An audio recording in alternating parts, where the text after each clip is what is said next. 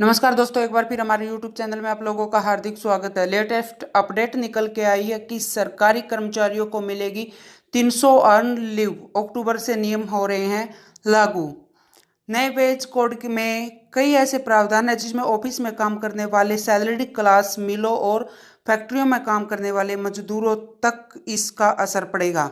तो दोस्तों, हम आपको सब डिटेल में बताएंगे। अगर आप हमारे चैनल पर फर्स्ट टाइम विजिट कर रहे हैं तो चैनल को लाइक कर दीजिए, सब्सक्राइब कर दीजिए, साथ ही साथ बेल आइकन को भी बजा दीजिए ताकि गवर्नमेंट या पेंशन से संबंधित जितनी भी न्यूज़ आती हैं उनकी नोटिफिकेशन आप लोगों के पास तुरंत पहुँच के। तो करते हैं वीडियो को स्टार्ट बिना किसी देरी के।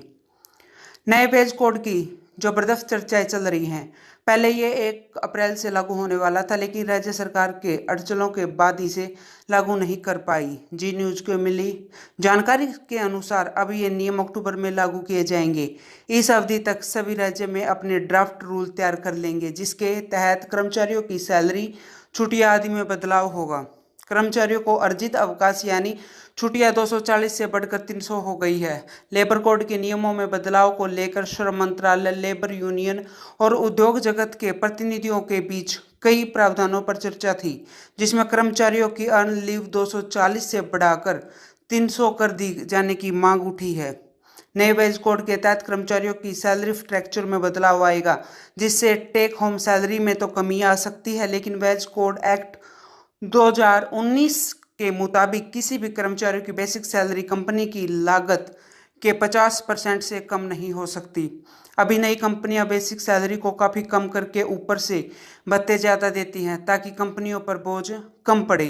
नए वेज कोड में कई ऐसे प्रावधान लिए गए हैं जिसे ऑफिस में काम करने वाले सैलरीड क्लास, मिलों और फैक्ट्रियों में काम करने वाले मजदूरों तक इसका असर पड़ेगा।